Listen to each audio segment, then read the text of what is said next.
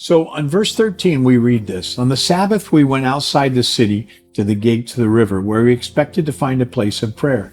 We sat down and began to speak to the women who had gathered there. And then it goes on to tell the story of Lydia and how she and her family members of her household, become baptized, and she takes them into their home. Now, what is really interesting about all this is we see this thing unfold. They go into an area, and apparently there might not have been a synagogue where they could go.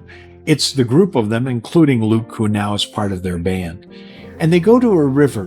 See, in those days, it was customary for Jews, in a place where there was not enough Jewish men, they needed 12 men to establish a synagogue. Then they would go down to a river and pray. There were no buildings that they could set up. They go there and they find women and they preach the gospel. And one of them is this lady named Lydia. She's unusual. She's a merchant from Asia Minor. She's a leader. She's a person of repute. And when she begins to follow Jesus, she and her whole household are baptized. And then she invites everybody into their home. And the very first church in Asia is in Philippi.